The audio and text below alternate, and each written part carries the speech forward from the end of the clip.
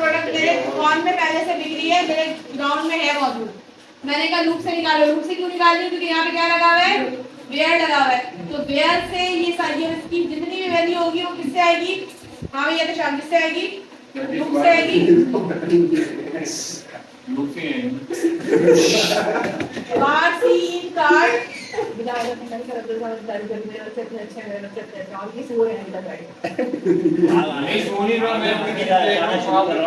अंदर कार्ड है। कार्ड के अंदर जो डेटा आ रहा है वो प्रोडक्ट के टेबल से आ रहा है।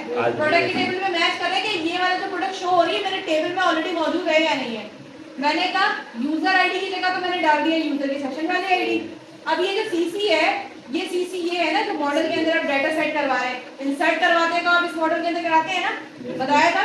सीसी के अंदर जो यूजर आईडी जाएगी वो तो फैशन से उठ के चली गई। सीसी के अंदर जो प्रोडक्ट आईडी जाएगी वो सीआईडी से उठ के चली गई। सीआईडी क्या जो इस टेबल से उठ के आ रहा है। सीसी के अंदर जो क्वांटिटी जाएगी वो एक दे दूं मैं, क्लिक करने पे एक जाएगी। सीसी के अंदर जो प्राइस जाएगी वो कहां से उठ के आ रही है क्लास? प्रो प्राइस से और टेबल के प्राइस से।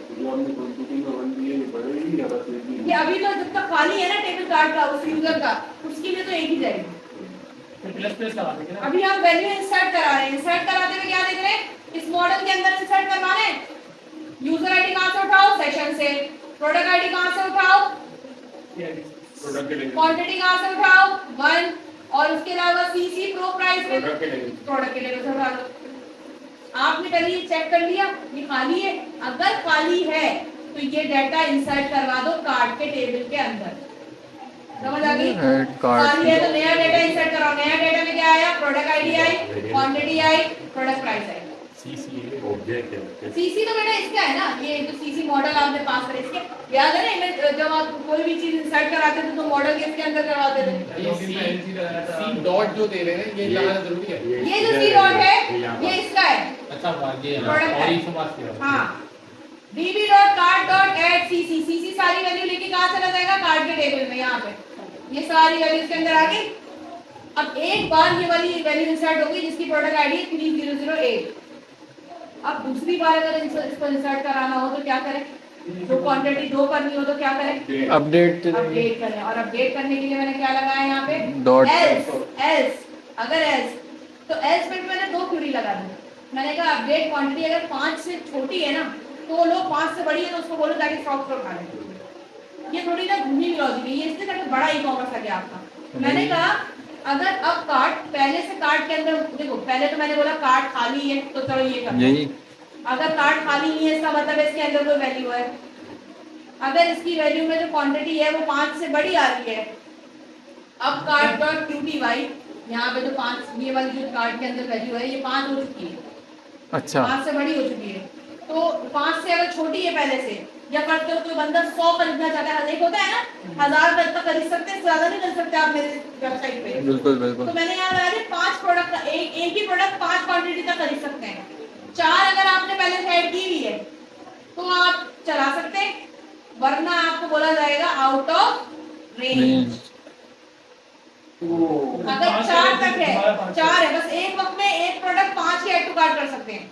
एक सेम कोल्ड ड्रिंक है, सेम कोल्ड ड्रिंक 5 ही ले सकते हैं। आप इसको कर सकते हैं, बढ़ा सकते हैं अपनी क्वांटिटी। आपने 4 दिया है। मैंने तो 4 दिया है। वैसे क्या उसमें क्या रखेंगे? देखिए एक डीलर है, ये जो ज्यादा क्वांटिटी वाली चीज है ना वो डीलर की वेबसाइट पे बिकती है। आप डीलर की वेबसाइट पे गए, आपने बोला यही वाली कुर्ती मुझे 5 खरीदनी है या 50 खरीदनी है, वो बोलेगा नहीं लेंगे वही 50 5 देगा हर कस्टमर को 5 देंगे। क्योंकि मैंने अभी यहाँ पे एक ये भी चीज तो लिखी ना कि मेरे टेबल में कितनी क्वांटिटी है, तो मैंने यहाँ पे दूसरी लॉजिक घुमा दी। सही है, मैंने यहाँ पे ये वाली लॉजिक घुमा दी कि 5 से कम है अगर तो चलेगा, अदरवाइज नहीं चलेगा। मैंने कहा ये काम भी तो हमारे वेबसाइट में हो सकता है। अगर निकाल करते हैं शॉपिंग वगैरह भी करनी होता है, ठीक है, उसमें डाली कि ये क्वांटिटी हमारे पास 1000 पड़ी थी। अब डिस्प्ले से यूजर खरीदता जाएगा ना, वो ऑटोमेटिक डेटाबेस के थ्रू करती है और एडमिन को शो होती है कि अब आपका ये वाली क्वांटिटी इतनी बची है। हां तो उसको बार-बार अपने पीछे प्रोडक्ट के बाद ये भी करवा दूंगी मैं, अभी आज क्या ही करवा दूंगी, क्योंकि मैंने नीचे कमेंट करके दूसरे वाले बोर्ड में रखा हुआ है। मैं चाहती हूँ बस बेसिक इतना भी कम से कम लोगों को हो जाए ना, तो उसके बाद ये कार्ड पे ना जब ऑर्डर चेकआउट हो जाएगा तब हम क्वांटिटी माइनस करवाएंगे। जब तक कार्ड के साथ खेल रहे हैं ना, तब तक ऑर्डर मैनेज करवाने की जरूरत नहीं है हमें। मैंने कहा अगर पहले से मौजूद है तो कार्ड CART कार्ड प्रोडक्ट के टेबल में जाओ, क्या क्या उठाओ, अब कार्ड की वैल्यू +1 करते जाओ। कार्ड के अंदर जितनी टेबल के अंदर क्वांटिटी है ना, एक बार क्लिक करे 1, 2 बार क्लिक करे 2, 3 बार क्लिक करे 3, एक एक करके एक एक ऐड करते जाओ। अब आ गई बारी प्राइस की, जो मैंने आपको बताया था। ओरिजिनल प्रोडक्ट से प्राइस उठाओ, कार्ड वाले टेबल से क्वांटिटी उठाओ, इन दोनों को मल्टीप्लाई करो और कार्ड में ऐड करवा दो। अब वो अगर कोई और भी देता है जैसे अभी फिलहाल सिर्फ इंडिविजुअल्स की होती बात, सिर्फ इंडिविजुअल only कॉलम बात बात होती है। सिर्फ एक से ही कॉलम के लिए काम करेगा। जब और चीजें लेगा तो वो हम चेकआउट की तरफ देखेंगे, जो हम नेक्स्ट क्लास में लगेंगे।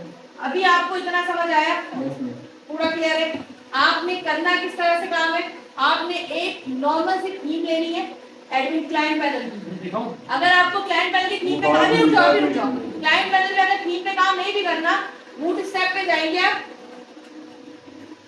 आप W3 स्कूल से जाके मतलब एक तरह प्रोफेशन काम में सारा दिन अपनी प्रोजेक्ट नहीं, उसके हाथ साफ करना जरूरी है।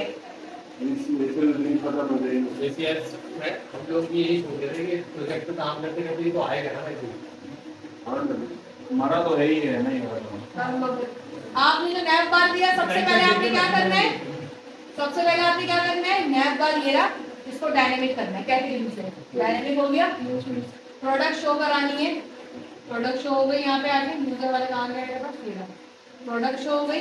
प्रोडक्ट शो करवाने के बाद आपने यहाँ कार्ड के पीछे डाटा भेज दिया, ऐसी बात कर दिया। उसके बाद आपने आना है कार्ड के टेबल की तरफ। अब कितने मेथड यूजर पैनल से बनेंगे आपके प्रोडक्ट, तुम्हारे प्रोजेक्ट में और भी चीजें लगेंगी ना, कार्ड का एक टेबल नहीं बनेगा आपका, कार्ड के 2 टेबल बनेंगे। अच्छा, अब आपने क्या करना है कि सबसे पहले पूरा डाटा शो कराना है, फिर वो डाटा शो कराना है जो कैटेगरी वाइज आ रहा है, इस तरह से मैंने गोल्ड पे क्लिक किया, दूसरे गोल्ड आ रहा है, मैंने सिल्वर पे क्लिक किया, दूसरे हमारे स्क्रीन पे आएगा, हमारे से वो प्रिंटिंग की टाइप चाहिए, पहले पैसे करोगे तो पहले पैसा आएगा, ठीक है। हमारे में 3 है। माइक्रो पे भी सारा है। अच्छा। हाँ, फिर कार्ड के टेबल बनाएंगे आप, यानी कि यूजर पैनल का यहाँ से आपने सिलेक्ट करना है, यहाँ तक का काम हमने कर लिया है।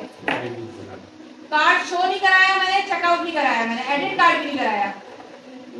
Card show, card add, card delete, फिर चेकआउट में आएंगे। मेरे पास से बहुत ज्यादा हो रहा है ना, सिर्फ थोड़ा थोड़ा करके पढ़ा दी, लॉजिक क्लियर हो गया। बस कर दिया मैंने।